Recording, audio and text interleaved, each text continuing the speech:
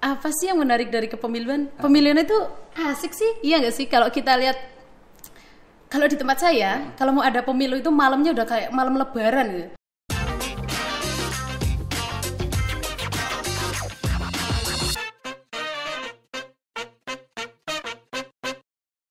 Salam awas, salam cerdas. Jumpa lagi dengan saya Denny Sanjaya di acara Rotasi Podcast. Podcastnya Pengawas Indonesia. Oke, tepuk tangan.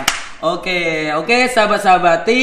Kali ini saya kedatangan tamu yang sangat spesial, ya sangat cantik sekali ya. Makasih loh ya. ya. Karena ya di sini tuh paling cantik sendirilah seperti itu. Iya. Oke, sebelum kita lanjut ke bincang-bincang yang sangat menyenangkan dan mendebarkan, alangkah lebih baiknya kita perkenalan terlebih dahulu seperti itu. Oke, ya nama bisa berkenalan lah. Oke. Enggak dikenalin sama. Enggak. Ini khusus untuk saudari bisa berkenalan sendiri lah.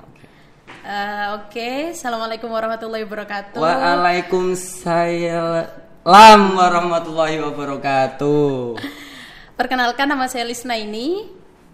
Saya dari Desa Tombo, Kecamatan Bandar ya tepatnya.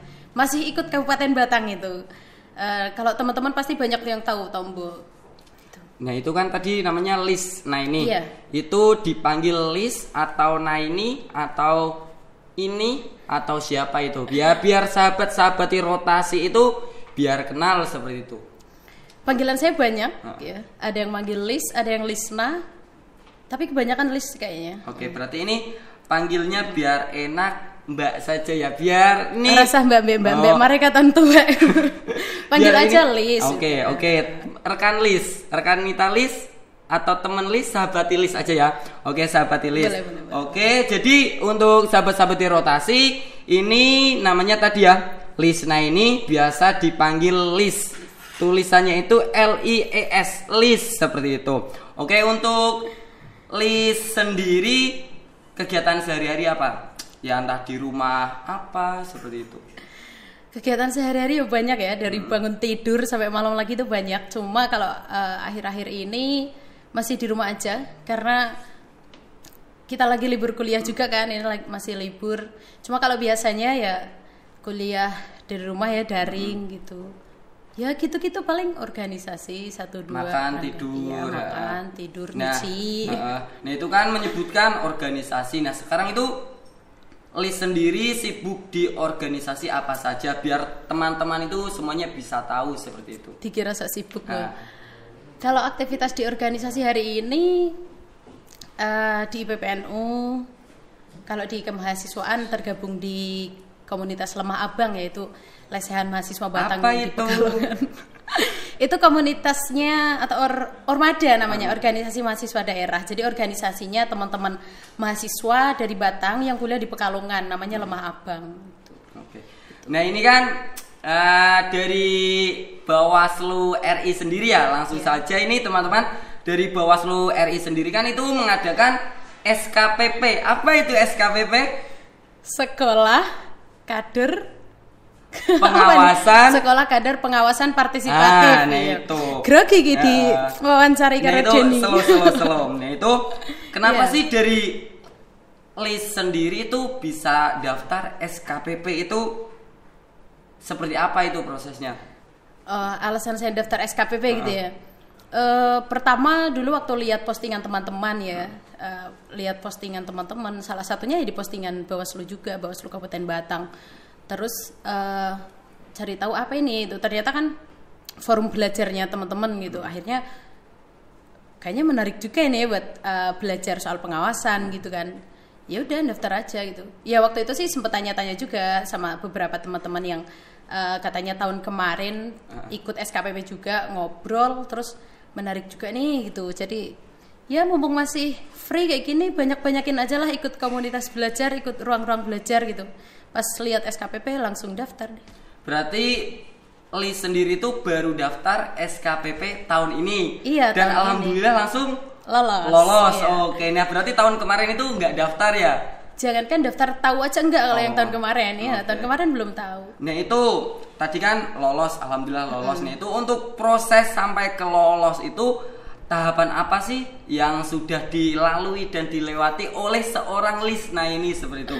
Jadi untuk teman-teman yang di rumah itu untuk kedepannya itu bisa tahu apa saja yang disiapkan dan sebagainya seperti itu. Pertama itu dulu saya daftar dulu, ngelengkapin berkas gitu ya, semua kebutuhan administrasi saya lengkapi, daftar, terus nunggu pengumuman. Cukup lama juga ya kemarin nunggu pengumuman ini, yang nggak tahu sih mungkin ada satu dan lain hal gitu karena kondisi pandemi juga. Nunggu terus sempet waktu itu ditelepon dari ini, mungkin petugas dari Bawaslu ya waktu itu. Ditelepon terus ya wawancara singkat lah sederhana itu sudah ditanyain. Makan belum gitu? Enggak lah, itu kan kalau WA dari kamu.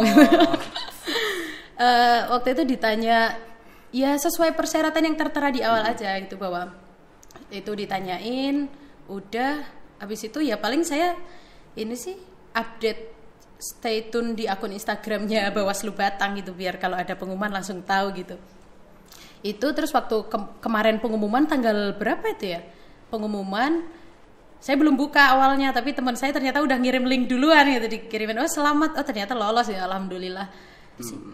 Nah itu kan untuk SKPP sendiri ya seperti namanya itu kan Sekolah Kader Pengawasan Partisipatif. Berarti kan nanti itu kedepannya itu berkecimpung di dunia kepemiluan. Nah menurut Lisna ini kan nanti kan akan belajar lebih lanjut.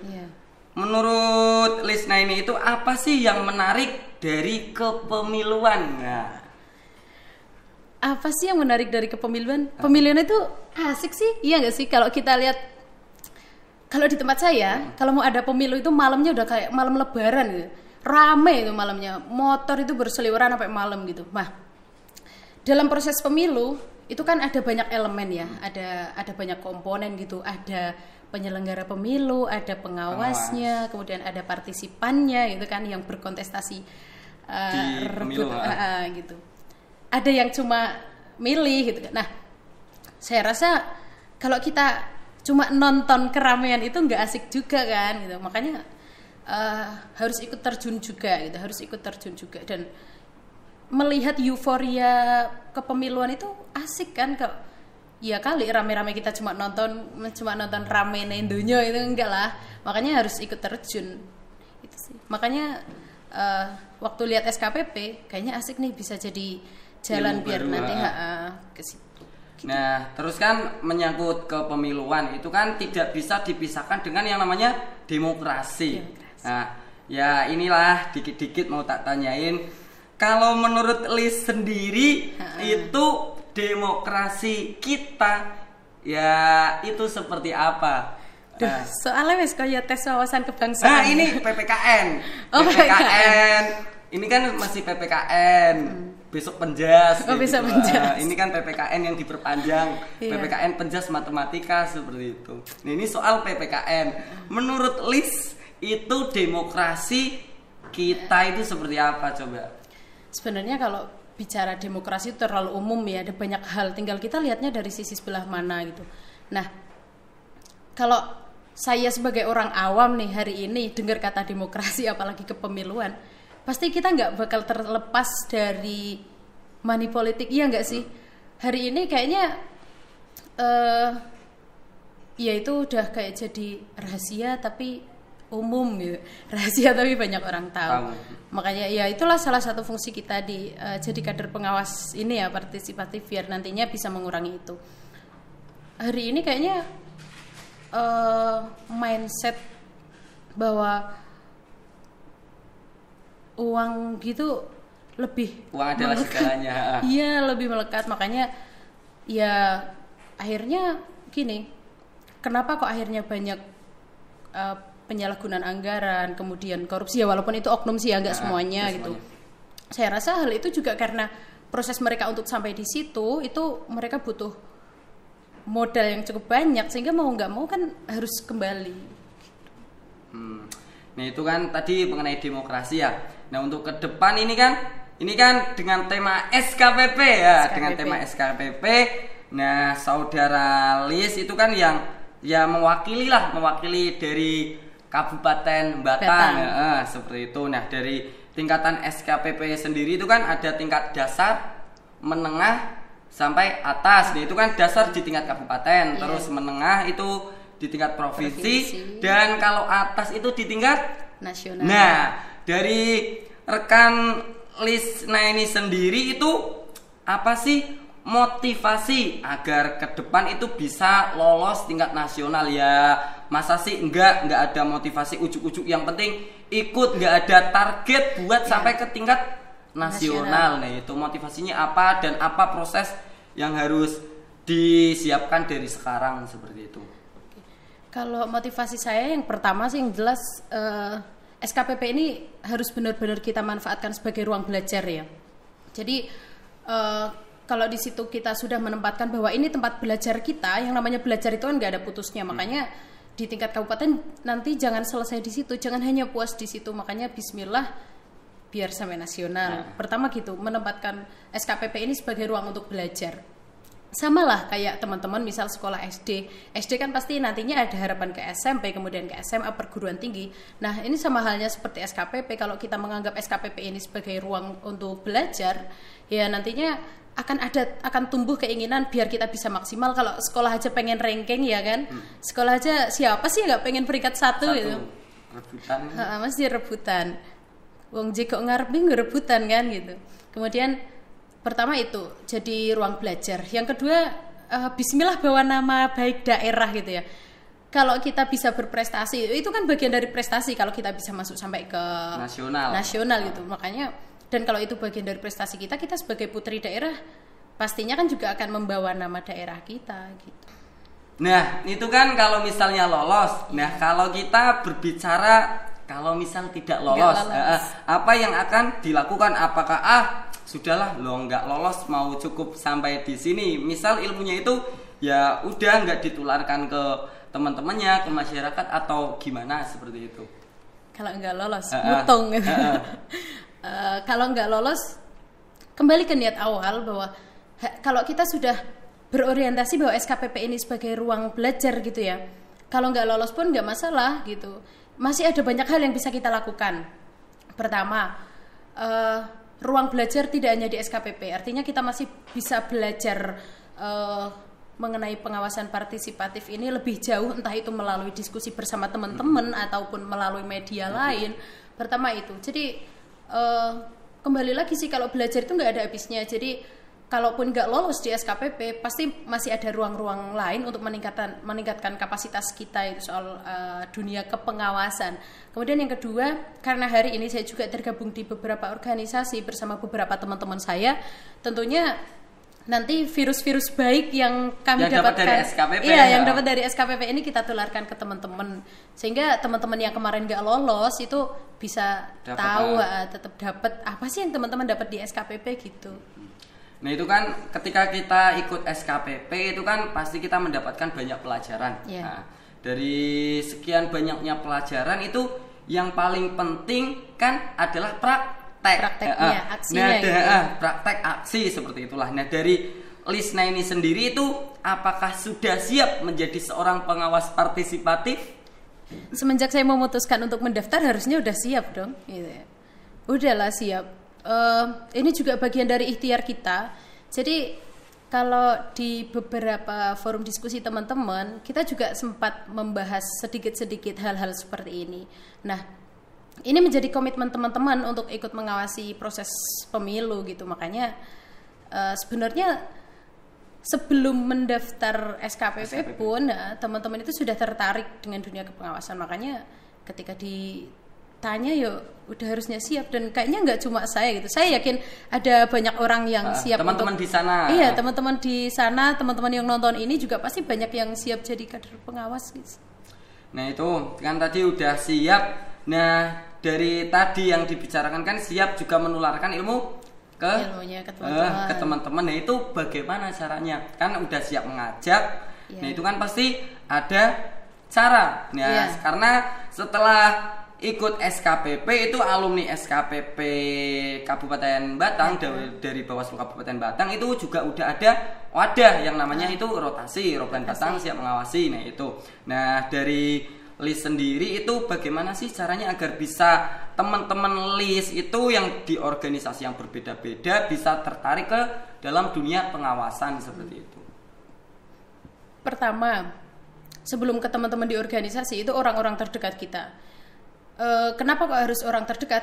Biar disupport, biar disupport gitu. Kalau kita tergabung di teman-teman pengawas gitu, tapi orang-orang terdekat kita ternyata nggak support, itu juga bakal sulit nanti langkah kita ke depan. Makanya kita harus cari support dulu dari orang-orang terdekat, termasuk keluarga. Keluarga itu harus menjadi orang yang paling tahu sama aktivitas kita dan tahu dan mengerti ya. Nah, setelah mereka support sama aktivitas kita, mereka kita libatkan, kemudian orang-orang terdekat kita. Nah, kalau teman-teman di organisasi, kita biasanya punya wadah diskusi. Punya wadah diskusi. Lewat wadah-wadah diskusi itu, nanti kita tularkan virus-virus pengawasan gitu ya ke teman-teman, biar mereka juga tertarik dengan hal-hal semacam ini, kemudian mereka ada minat ke situ. Nah itu sih memang karena ya betul itu keluarga itu seperti garda terdepan. Nah itu garda terdepan ya, karena memang ya ketika demokrasi, pesta pemilu itu ya sasaran terdekat itu ya di keluarga. Mbok minimal keluarga kita itu tidak seperti itulah kayak gitu loh, tidak ikut campur mengenai permasalahan-permasalahan yang menyebabkan sengketa politik seperti itu. Nah, oke, sebelum kita lanjut ke pertanyaan, kita ting dulu. Ting. Ini punya saya kok nggak ada. Nggak ada ya? Ada. Ting. Puasa. Okay. Puasa. Oke, teman-teman, ternyata rekan Lis itu sedang puasa. Mohon maaf karena tadi saya itu ya minum terlebih dahulu seperti itu. Nggak apa-apa ya Lis ya? Iya nggak apa-apa. Makan juga nggak apa-apa kok, silahkan. Oh iya, itu ada hand sanitizer seperti itu. Nanti bisa dicampur sama minuman seperti itu. Nah itu tadi berbicara mengenai SKPP. Nah ya saya kan juga ingin tanya. Nah itu kan dari 29 ya, dari pendaftar banyak, dari total berapa? 100 berapa gitu? Pendaftar. Tapi kan itu 100 apa juga udah pilihan seperti itu. Nah, dari ribuan